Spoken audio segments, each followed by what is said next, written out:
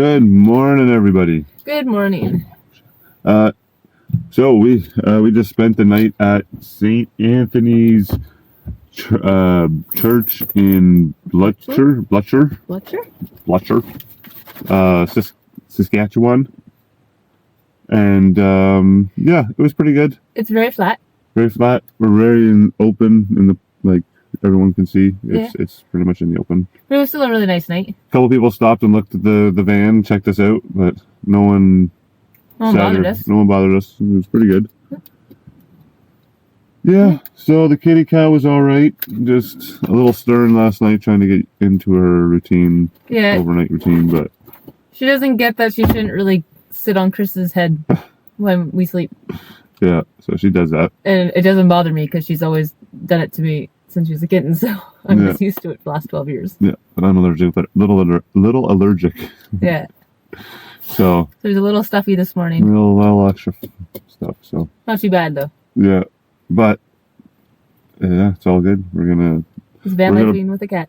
Push on to Portage la Prairie. Yeah, we got a very long, about 7-hour drive today, but probably the longest day we've ever done. The whole, and today's day 47, I think. Yeah. So, yeah.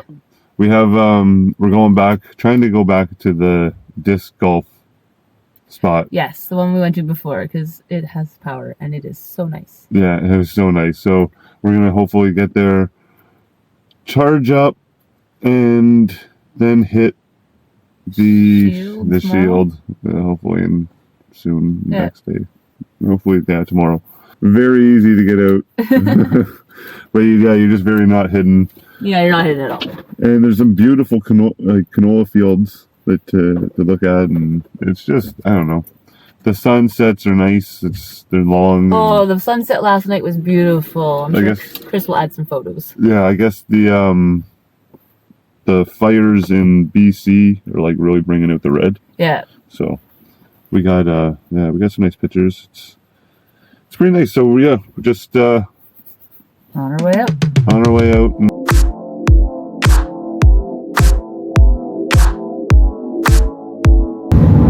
Hey everyone. Would you look at this? We get the welcome to Manitoba sign and we instantly got hills. Yep. For now. This is what I would think is a big, giant, old riverway. But look how cool this is. You gotta go down into it and then get back up out of it.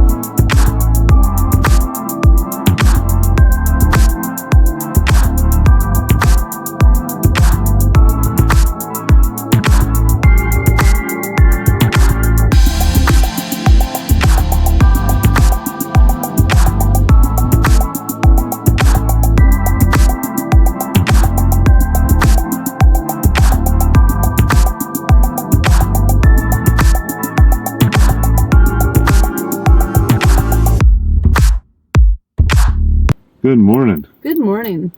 Yeah, so we're back here at the Rotary Park. Yeah. The disc golf Rotary Island in Portage la Prairie or Portage. We've heard multiple times on the radio yesterday. We're on Island Park at the disc golf course, and it was a great night. There's another camper here. It was quiet, and we had to charge up our house for the evening. It was great. So we're starting the shield off pretty much with 100%, which is amazing. Yeah, it feels real good. Mm-hmm. And so we're we're just out of here. Yeah. Trying to get an early start. We're going to go see a monastery, and yeah, we're going to take you along for that, but we're out of here. Yeah. Had another great night here. It was wicked. So we stayed here before and charged up everything and did the exact same thing. It was wicked. Yeah. This place is awesome.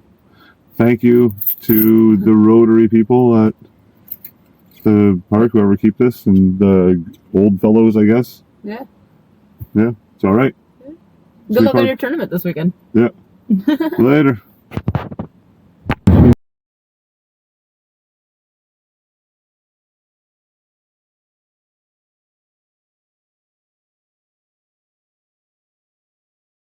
Hello, everybody. Hey. We are here at the Trappist Monastery. Yeah. Yeah. Yeah. Yeah. Ruins. It's, I guess it's just outside of Winnipeg. Yeah. And so we're just going to go and explore these crazy old ruins.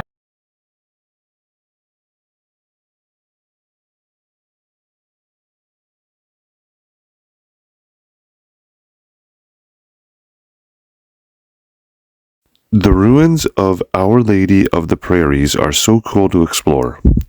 The story has it, in 1892, 5 Cistercians of the Trappist Order of the Abbey of Bellefontaine in France were invited to Saint Norbert to establish a monastery. The church was built in 1904 and the connecting monastic wing in 1905. This monastery was self-sufficient and was gutted by fire in 1983. We loved looking at all the different parts of the structure and guessing what they were used for.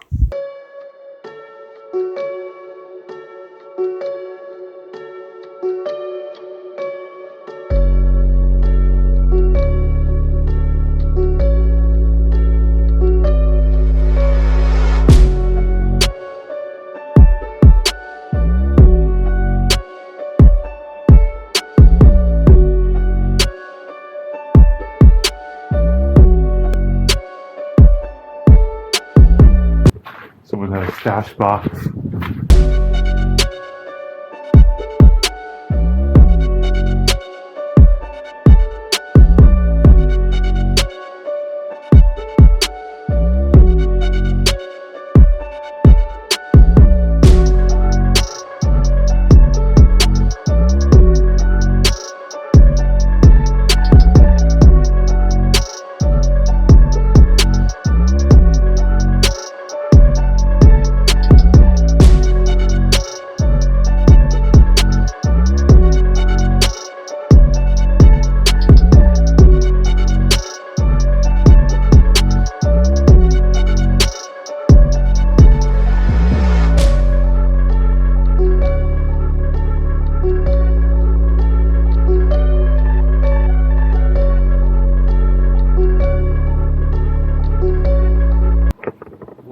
Peace,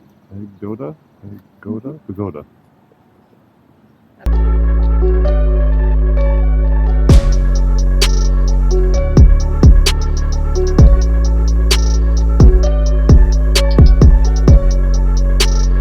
This was just I think maybe we help run off. it's a runoff for that thing. Maybe.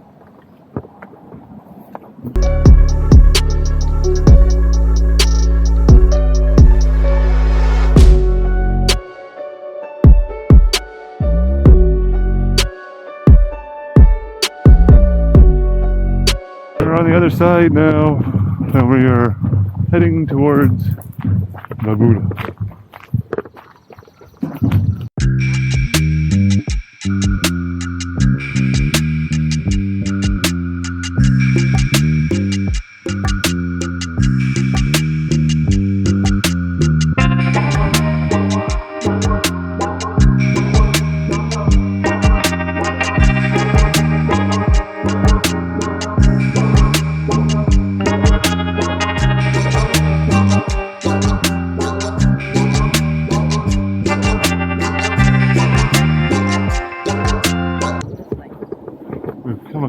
these things? They're like stone rectangles. Or octagons? 1, 2, 3, 4, 5. Hexagons? Big hexagon. And then there's like 1, 2, 3, 4, 5, 6, 7, like 8 or 9 octagons around it. Interesting. These big giant rocks? These big giant rocks are marking a line of or something.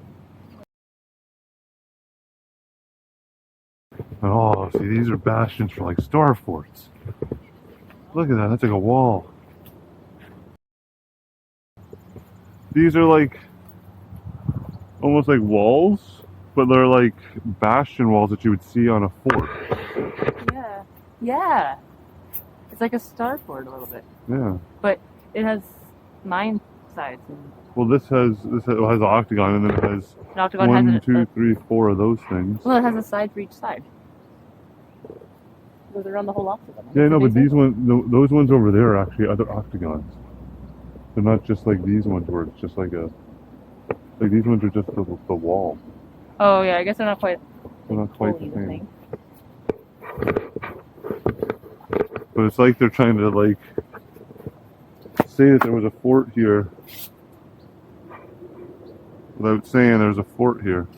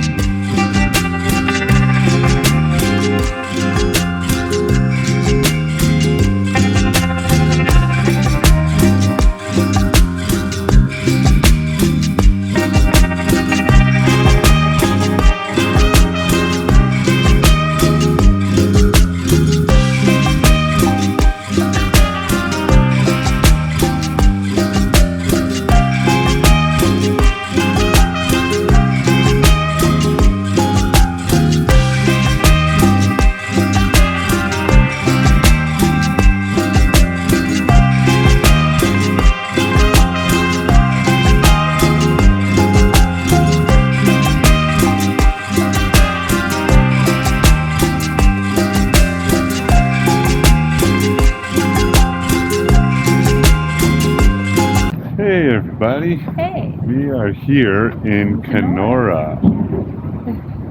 This is the home of the Kenora Thistles,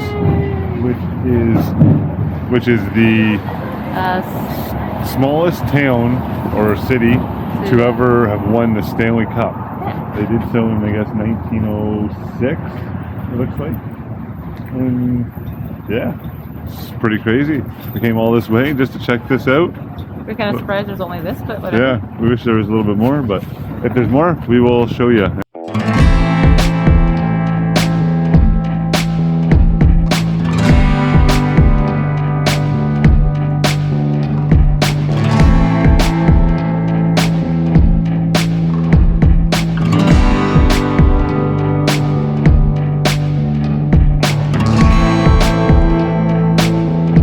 Would you look at that? Yeah.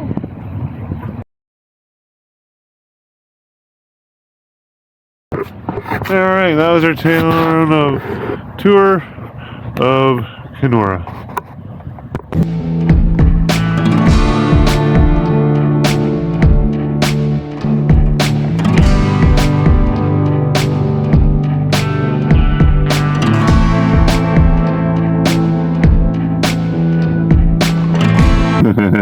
Hey! Alright. Good morning, everybody. Good morning. Hey, so we are Here waking up in Manitoba? No, we're in Ontario. We're in Ontario now. We're like just outside of Uppsala. Yeah. Again. Just like a few hours from Thunder Bay. Yeah. So we're heading back to Thunder Bay. We're gonna do some shopping, and then we're going to hit the amethyst mine. Hopefully, maybe. Hopefully, if the weather lets us. Yeah. Let's see how it goes. But so the night last year was pretty good. We just stayed at this random spot on Overlander. Yeah, since we have We have to be in Toronto in a few days. We didn't want to like venture too far off the highway, so we're actually just like I don't know, like 30 or 40 feet from the highway. Yeah, but we tucked ourselves away in this little spot with it's really quiet. A couple other campers. Yeah, there's 2 other individuals here, and yeah, it was a nice spot. Third person tried to come in, but they had too big of a trailer for all 3 of us to already here, so they left. But yeah, it's a good spot. Yep. So now we're just gonna take off and head to Thunder Bay Dollar Store, one of them or something, and probably a No Frills or an Independence grocer or something. Yeah.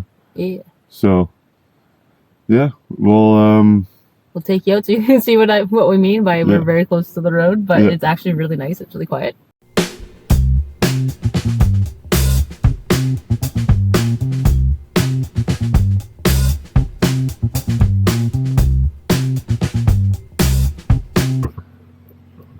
Hello, everybody. Hey, everyone. We are here at the Panorama Amethyst Mine. Yeah, here in Ontario. Yeah. It's Chris's birthday today. We don't normally do anything for her, but we kind of want to celebrate since we're on the road, and so we thought we'd go, we could dig up some stones and find a crystal that's just as beautiful as him. Yes, the diamond in the rough. Yeah. Or the amethyst in the rough? And the mineral in the rough. All right. Amethyst rough. Okay. See you soon. Check it out. So a little history. Way up in the distance there, about 1.5 kilometers or so. Where are you guys from? New Brunswick. New Brunswick. Okay, I always have to find the. Oh, there we go. That's fun. Nice. London. If you ever go past the yard in London, there's a lot of London people from here that are family that have tons of amethyst. So if they find a yard with lots of amethyst, they're probably related to us. So, but anyways, about a mile or no, let's go. 1.5 kilometers or so up in the tree line. You see the tower way up there? Oh, wow, yeah. That's an old ministry fire lookout tower. The McTavish Tower. It's not used anymore. That one was used to the mid-1970s, but it was built in the 50s. And at that time, the Trans-Canada Highway wasn't even there yet. And Thunder Bay was Port Arthur, Fort William. And like my in-laws, for instance, they had to get on a boat. They usually got on the boat to go to Sault Ste. Marie to visit relatives. You had a boat or a train were your options at the time, right? And this was all bush here. They were dragging all that steel and equipment through the countryside to get it way up there. It went across just the other side of the old truck here. That's where the mine is. We'll go up there in a bit. It was all ground level at the time, but they scraped across there, uncovered the amethyst. So this place was found by accident building that fire tower. They knew the amethyst was around forever. They just didn't know it was here till that point. And it took a few years to get rolling. There's a nice little lake out here. There's actually a lot of lakes up here, little ones and bigger ones. But anyways, there was a lot of hunting and fishing going on. There were trapper cabins too. Prospectors were roaming around. Well, so there was a lot of activity. 3 guys heard that the amethyst was here, and they came in and figured out there was lots of it and started mining it. That was the 1960s. And then my mother-in-law and father-in-law bought the place in 1980. So this is our family business. 43 years this year. Yeah, we're pretty proud of that. It's been hard work. The really important thing that my father-in-law did, I actually think was the most important thing, because he was not a geologist. He called up Lakehead University. So the geology department there has done a lot of research here, trying to figure out what happened. Because even now, if you Google amethyst, you're going to find out what happened in South America, Brazil, that kind of thing with geodes. You guys know what geodes are? We don't have them here. It doesn't work that way here, okay? So what they think happened about 1.2 billion years ago, there were actually mountains here pushing down, causing pressure, and the glaciers eventually slid those mountains away. So there's all this earthquake kind of activity. It was called the Mid-Continental Rift. Basically, all the Great Lakes were forming. There was a lot of ground movement. Up by the truck here, we'll go up there in a bit, but the ground was right together, and it shifted, and it opened up about 15 meters. So our quarry is a fault line, okay? It runs east to west, kind of meanders a bit. But all the granite, good old Canadian Shield, it all got broken up, and it caved in. So think of that quarry as a big ditch, really. You got boulders and pebbles, but now there's space and cracks sitting there between all these rocks. And deep in the earth here was warm water, which started to come up into all those cracks and crevices. As it's coming up, it was also picking up the mineral quartz, which is what amethyst is. That quartz got to the surface, and it started to cool on the granite, forming these quartz crystals. I'll talk about the color in a minute. But these 2 pieces were together like a puzzle at one time, right? All we saw was a vein, just a couple centimeters, and that was it. But let's go to this one. These are my most important signs. If you want to take pictures. The quartz is silicon and oxygen, silicon dioxide. Starts to cool, forming these white quartz crystals. And most people think of quartz as white because that's what it is around most of the world. But, you guys heard a little bit already, we have this nice red soil around here. Do you notice how red everything is? Mm-hmm. That soil has iron in it. This iron atom got into that quartz. It was actually moving around. It was trying to change places with some other atoms in there. It created what they call a color center. And all that means is all your light spectrum, so all the colors of the rainbow, the green and the yellow, they're being trapped and absorbed. We're not seeing green and yellow anymore, but the purple and the blue and the lavender. And most importantly, you have a red wavelength and a blue wavelength. What happens when you mix red and blue together? Anybody know? Oh, purple. Purple, there you go. I knew you knew. So all those colors are mixing around though, reflecting back to us is some variation of purple. So amethyst is quartz with iron. So you get the light lavender, has the least amount of iron. You have pieces that are almost black, but here's that red again, capped red. If you look at the under layers of the red, there's always purple underneath. So that red is just a little bit of extra iron. When it finished forming, picked it up, capped it red. And this is natural. This isn't anything that came on the ground, shiny, clean like that. It was very clean quartz when it was forming, and we wish it all came out like that. That would be so awesome, but it doesn't. Sometimes, or lots of times, stuff goes on top of it. This one was kind of dirty. It was a dirty quartz, so it's not as shiny, right? Every single crystal, amethyst crystal, no matter what size, always six-sided. It's just the way quartz forms, hexagonal. So it grows in that shape. Sugar has its own shape, salt has its own shape, amethyst six-sided. This part of the world, we talked about a bit, grows in veining. So the granite was sitting there, crystals are growing and growing, they run out of room, fuses together, forming a vein. These crystals, they're in those veins, you just can't get them apart anymore to look like that because they're all fused together, right? So the veins open up, you get a lot of pieces and parts. It's all our tumbling and cutting material. We get crystals like this if there was enough space. So the granite was sitting there, crystals grew and they finished growing before they ran into each other. And that space between is called a vug, V-U-G. So veins and vugs here. Is everybody those geodes?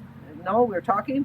A geode, think of their rock so hot that it was bubbling up and had a gas pocket in the middle. And that quartz and the iron ended up on the inside. So our granite was sitting there. Ours grew on it. Theirs grew in it. No geodes here. But our veining, what's this, 5-6 centimeters or so? Last 6-7 years, meters, big. So this came out about 7 years ago, but look at the size of crystal. Solid, pure amethyst all the way through. This one came out about 3 years ago. We just kind of leave it here so we can explain stuff. But that big one over here, he pulled up last year, my husband. When I say he, I mean my husband. But he grabbed that one, he left it there. I don't know what the plan is. That one was actually melting again at one time, so it's kind of cool, but it's solid, pure amethyst all the way through. Wow. These big ones, he'll break them down a bit. Still good sized pieces though. Take them to the store in Thunder Bay, run them through the saw, big saw blade there, this diamond tip, and he'll cut slabs. I don't know if you saw some of the slabs in there. You guys came in, you'll see them eventually. He makes slabs. We put the nookshuks on them. We put mice on them. Amethyst is Ontario's official mineral, so we do a lot of presentation gifts, speakers gifts, retirement gifts, that kind of thing. So the slabs, they'll put a nookshook and put a plaque on it kind of thing. So whatever we can think of, quite frankly. There's no industrial use for it, it's all decorative, so whatever. We can put all that little stuff for the jewelry, light catches, moon trays, this size a little bit bigger, carvings. This is landscaping stone. We do sell these there to write it up that it's from local if you're thinking you're getting local, because a lot of it is brought in out of a catalog and brought in from South America, or even like Brazil and Uruguay are the big countries, but even Mexico and the United States has pockets of it here and there too. These are old jackhammers, and that's how we break down the bigger pieces. Sometimes I'm doing a tour and all you can hear down by the lake is this banging. They're breaking down the big boulders into the little stuff so they can put it on the tables. Sometimes he's doing jackhammering in the corner, and I have to stop my tours here. We can't go any further because you can't hear. It's very, very loud. So these ones are just old, but the technology actually hasn't changed very much. These are drill core samples. All the way along our fault line, they took a machine and drilled down and down, right? You measure how deep you drill it, yeah. And then you pull these things out, and you see what's there. This mine, still amethyst. We're down about 50. Nobody's going to go that deep though, I'll tell you. We come in the spring, there's about 20 feet of water, 25 feet of water. So we have to pump, right? If you look inside of there, put your hat in there, kiddo, if you like. Beautiful little crystals in there. If more solution had been able to get in there, it might have been bigger crystals. Just coated the inside. But most of the time we run into these bugs, these pockets in the quarry, they're actually packed with mud. And then we got to wash them out before we can even figure out what's in there, right?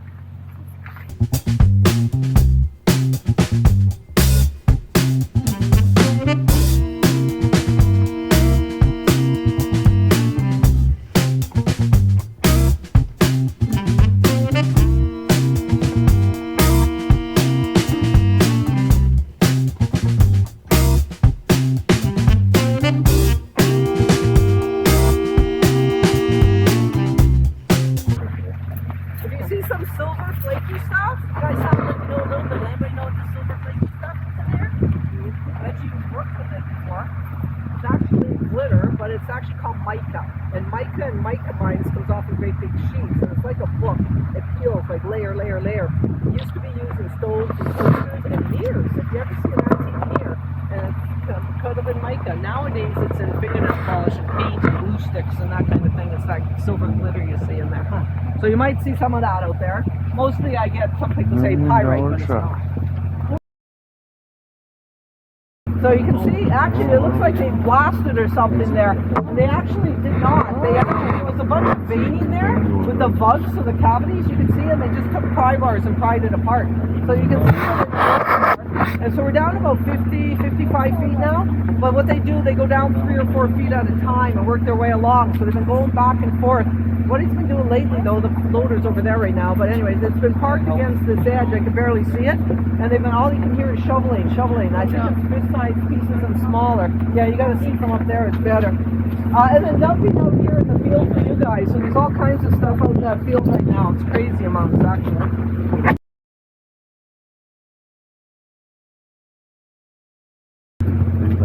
So that's what we're all about. I'll tell you all about the digging area, and you can go have some fun.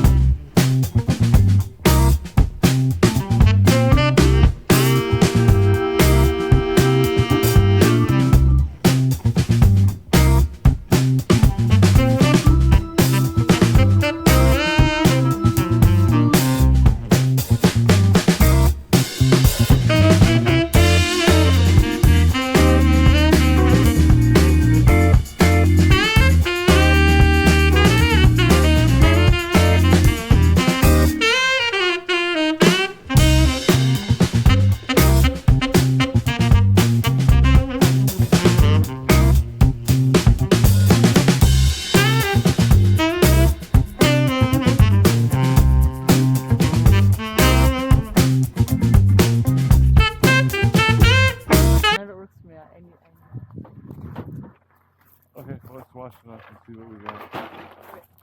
Okay, so we'll wash off and we'll see what we got here. Show you guys down.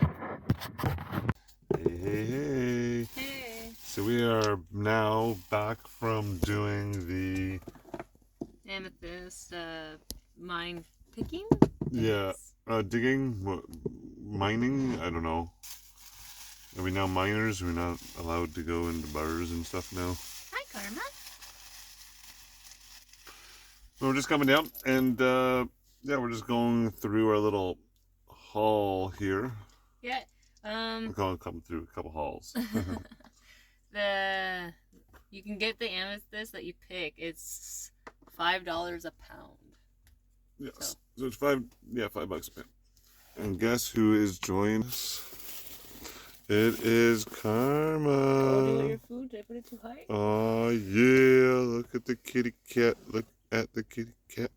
But this is our haul. I mean, It's the exact same stuff. that's our haul there. So we got all these gems, which is like this one's like, you know, fairly nice size. Pretty good size, right? Yeah. Not too bad. And that was all for $11. yeah, it was $11.30. Well, it was $10 plus tax.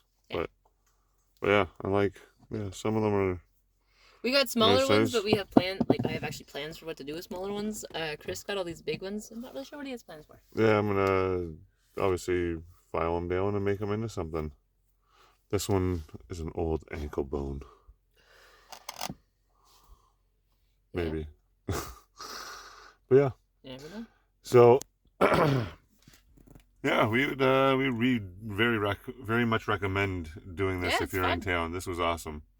Yeah, it's like $10 to get in, and then They give you $5 out. they give you a little bit of a tour, and you learn about the They'll just kitty cat. They give you a little history. It's a family-owned business. It's cool. You obviously saw the tour. Yeah. So, come check it out.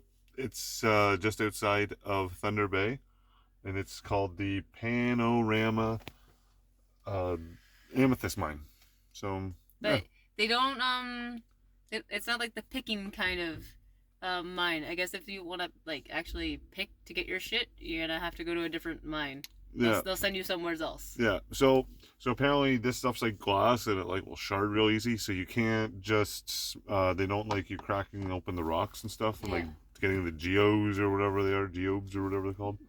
So they're not that you can go to a different mine for that, but this one is just a cool mine to come pick, and there's tons of family here. We had lunch and we're heading off to the road. We have to probably put in about 3 or so hours of driving. Yep. Karma's getting all ready to go, so. Yep. She's like, "Come on, let's go. Let's go find the next campsite." Yep. So that's where we're heading, and we'll see you later on this evening. Yep. Bye-bye.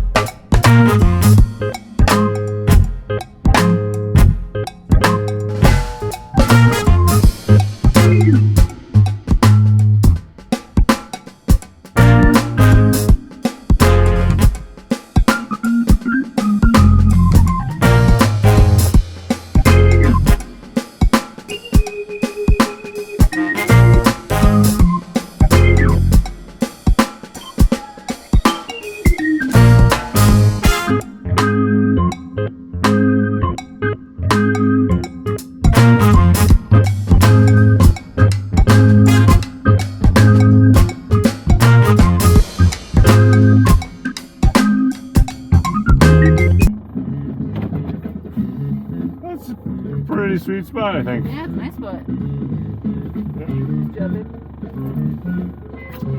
Bad, eh? Not bad. These damn skeeters. All you skeeters out. Out. Get out. Get out. Maybe that worked.